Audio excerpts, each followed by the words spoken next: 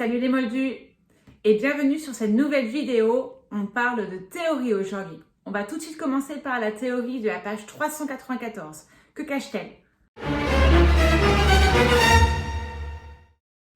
Eh bien, la page 394, premièrement, n'existe pas ni dans le premier tome, ni dans le deuxième tome. À partir du troisième tome, j'ai regardé tous les épisodes, il n'y a rien. Aucun indice, aucune solution, aucune révélation ne se cache dans les pages 394 à partir du prisonnier d'Azkaban. Donc, c'est pas la peine de regarder. En tout cas, on peut regarder quand même du niveau numérologie. Numérologie, on additionne tous les chiffres. Le 3, le 9, le 4. 3 plus 9 plus 4 égale 16.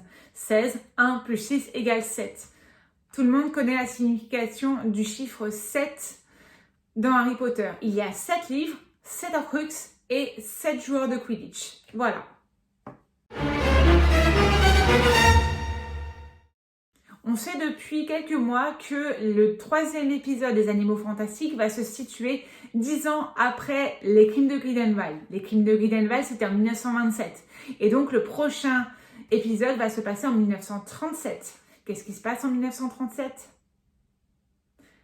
Tom Jedusor a 11 ans et donc Dumbledore va le retrouver à l'orphelinat pour lui annoncer que c'est un sorcier. Comme on sait que Jude Law va faire partie du casting et qu'il va reprendre son rôle de Dumbledore, on peut être assuré de voir le jeune Tom arriver à Poudlard pour sa première année. Queenie, à un moment, avant de rejoindre Grindelwald directement au Père-Lachaise, elle va toucher le voile magique et un corbeau blanc va apparaître.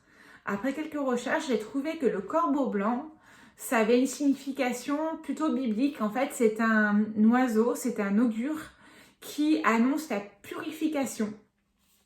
Est-ce que ça va être la purification de ses actes ?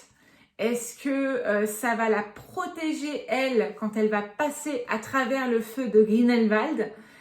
Ça est aussi une annonce d'un Messie. Et souvent, on peut voir le Messie arriver comme le lion. On l'a vu dans Narnia. Aslan est un lion et il représente le Messie, donc Jésus. Si ce n'est que Dumbledore. Dumbledore est de la maison de Gryffondor. Et donc, c'est le lion. Il caractérise complètement le lion que Queenie, quand elle va passer à travers le feu, elle va se bloquer, elle va bloquer ses pensées pour que Grindelwald ne puisse pas la tuer, ne puisse pas la blesser. Et ensuite, elle va pouvoir faire son rôle d'agent double. Vous voyez. Donc tout le monde est resté surpris, même choqué, même outré de la révélation à la fin des Crimes de Grindelwald. Grindelwald donc va lui apprendre que son nom est Aurelius Dumbledore, que c'est donc un frère Dumbledore, et ça personne n'y croit. Sauf que Ezra Miller a dit dans un bonus, dans une interview, comme quoi un des réalisateurs, également J.K. Rowling, était venu le voir pour lui annoncer que effectivement c'était bien un Dumbledore. Alors je vais vous passer l'histoire du Phénix. Alors le Phénix, effectivement oui, il peut apparaître à un Dumbledore. Ok. Est-ce que c'est pas une manipulation de Grindelwald ? On va laisser ça de côté pour l'instant. À la fin du combat qui opposait Dumbledore à Grindelwald et où Ariana Dumbledore est décédée, Albus s'est senti coupable de sa mort et sincèrement, par rapport à tout ce qui nous a été révélé dans les autres livres et les autres films, il serait bon de croire comme quoi il a rencontré ce fameux Nicolas Flamel parce que Dumbledore était très très bon à Poudlard et qui connaissait sur le bout des doigts tous ses cours et qui est allé rencontrer Nicolas Flamel pour obtenir la pierre philosophale. Non pas pour avoir la vie éternelle, mais pour pouvoir ressusciter Ariana. Puisque l'autre don de la pierre philosophale, c'est qu'il peut ressusciter, c'est comme un peu comme la pierre de résurrection, mais en mieux. Sauf que ça n'a pas marché. Parce que ça ne fonctionne pas comme ça. On ne peut pas ressusciter les morts. Et ça, pourtant, il devrait le savoir.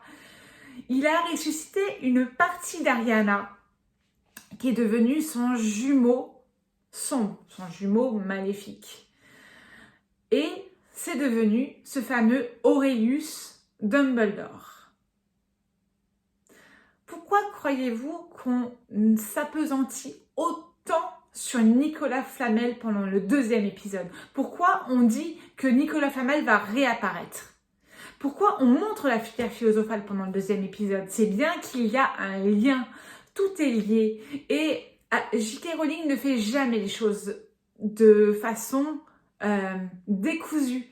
Il y a toujours des petites choses. Dans les autres Harry Potter, on a pu voir les reliques de la mort depuis un certain temps déjà. On les a entendus, ces noms-là. Même dans le premier épisode, quand au début, Harry lit la carte de Choco-Grenouille et qui découvre pour la première fois le nom de Nicolas Flamel, qui va revenir ensuite parce que c'est tellement important. Voilà. Donc, tout ce qu'elle a posé, c'est pour une raison. Et la raison, c'est que Aurelius Dumbledore est le jumeau sombre de Albus. Quand Draco, à un moment, dans la 2e partie, dans l'acte 2, va se confier à Harry par rapport à sa femme et donc à la mère de Scorpius et va lui dire que sa femme était atteinte d'une malédiction du sang qui, on peut se rappeler, avait une malédiction du sang. Nagini. Nagini est un malédictus. Nagini se transforme à la fin en serpent. Et on ne sait pas. Pourquoi pas que Astoria Malfoy soit une descendante de cette Nagini. On ne sait pas. Voilà. Donc, mais la malédiction du sang, il a caché sa mort, entre guillemets, ou alors il aurait fait passer sa femme pour morte, parce qu'elle est vraiment morte en tant qu'humain, mais peut-être qu'il la cache, il la sécurise chez lui. Voilà. On ne sait pas. J'espère que ces théories vous auront déplu, choqué, je ne sais pas, voilà. Si elles vous ont plu, n'hésitez pas à mettre un petit pouce vers le haut. Mettez-moi vos commentaires si vous êtes d'accord, pas d'accord, si vous avez d'autres théories que vous voudrez qu'on en discute, voilà.